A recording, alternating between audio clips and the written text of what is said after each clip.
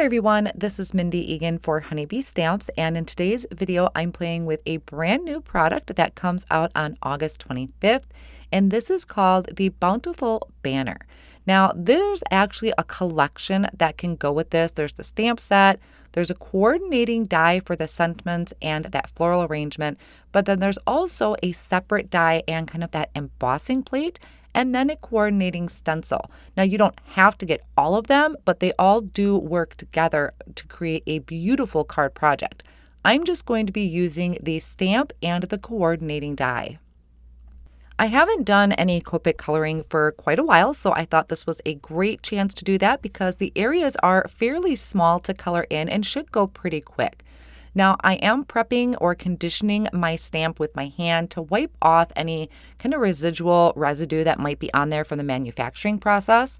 And then I'm going to ink up this image onto I'm using intense black ink because it's Copic friendly, and I'm stamping it down onto some Express-It cardstock, which is a super smooth cardstock.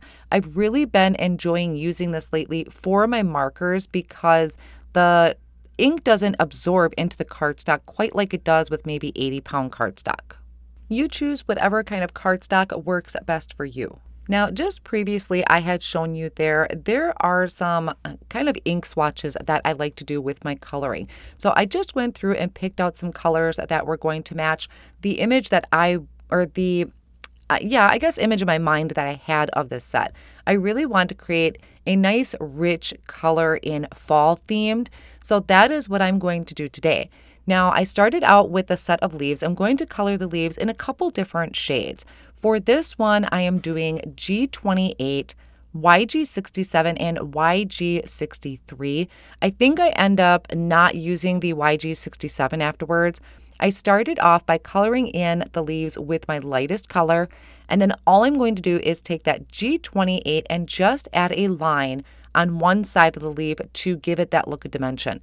I'm really not going to be doing a ton of blending on this. For me to add shadow to my coloring, I'm just going to be adding a line of that darkest color that I choose. Now, what I really love about this design is how symmetrical this is. So for instance, my leaves, there's one on the top, and then you flip the cardstock and there's one in the exact same space underneath the banner. So I'm going to make sure that whatever leaf I'm coloring up top, I'm going to use those same colors and color that exact same leaf on the bottom half. That's really going to create a lot of balance in your card. Now I moved on to another shade of green. This one is a YG99 and YG95. I don't think it's a very popular color combination. I don't see it a lot in images. It kind of has almost like a lemongrass look to it, or olivey type of look, and I thought it was perfect for this fall color combination that I wanted to do. Now, once again, in that same color combination, whatever set of leaves I colored up on top is what I'll color below that banner. So I went through, kind of looked for another set of leaves on the other side of the cardstock on the left-hand side here to color in to try and balance out these colors. And now I'm going to bring in kind of this rusty orange color. And to do this one, I started out with YR27 as my lightest color.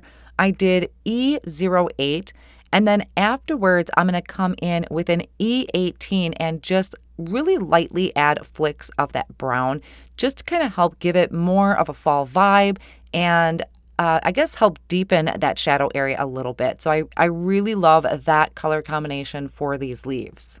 There's also these sprigs up on top that I'm going to use my E08 and just color those in. Those are really small and go really quick. I don't add any other color to those. I didn't write it down, but I did a dark yellow to add in some of those other small areas of the sprigs that are sticking out.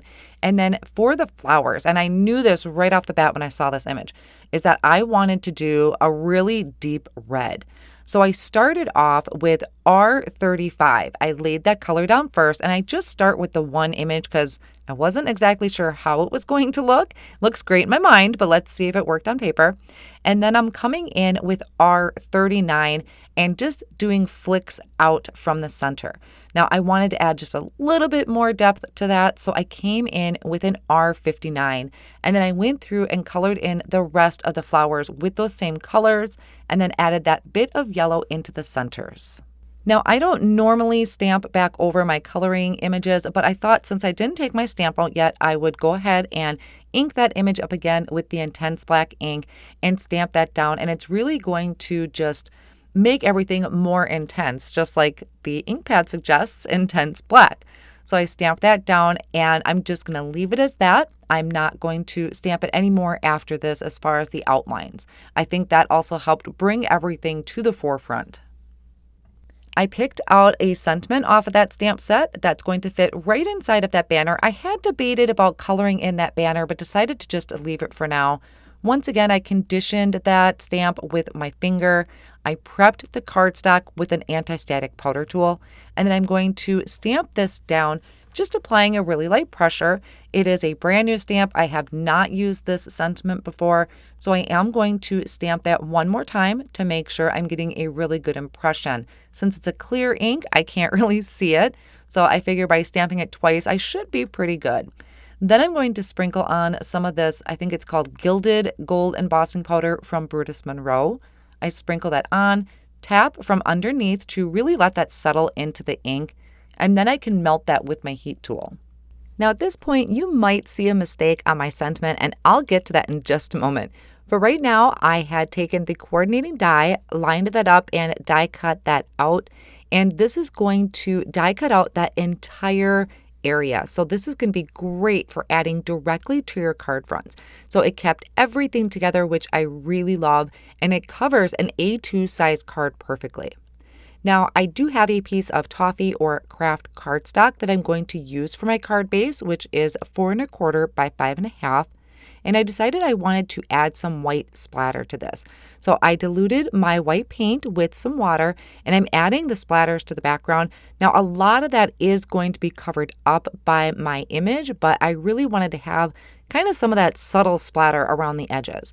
I also came in with some white gold. That was the Starry Colors Gonzai Tombi palette. So I added that. That's drying. I did off screen go ahead and die cut another panel so I can layer these together because the Expressive cardstock is not very heavy. So that's going to add a little stability to my image. Then I'm taking some white foam squares and I'm adding them to the back, and I'm going to place this over my splattered background. Now, it was about this point that I noticed I did not do a very good job stamping my sentiment, and I hadn't noticed until this point when I was kind of sitting back looking at my card. Now, thankfully, there is a separate banner die in that coordinating die set, and this was a perfect opportunity for me to just play around with some colored cardstock. I picked out a different sentiment because, well, it's a different one.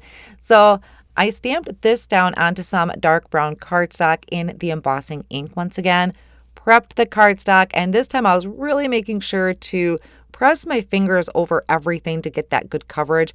Doing this on colored cardstock is also super helpful because you can really see that embossing ink. So I could tell if I had missed anything right away.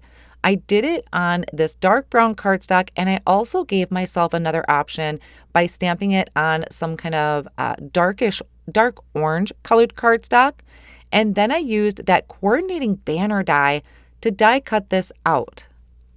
So I'm kind of glad that I messed up in that stamping because this just gave me more options to play around with. And I didn't even really realize there was a banner die set in there until I really needed it to cover up my boo-boo.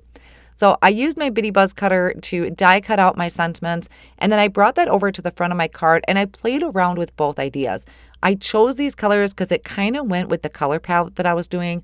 The orange was nice because it was kind of bringing my orange leaves to the forefront a little bit, but I honestly really liked the brown. The orange is pretty too, but I really liked the brown, so I added some black foam squares to the back of that and then placed that right over my banner. So coordinating dies saved my card today. I'm really happy actually with how the brown turned out. I like it better than leaving that stark white in the center.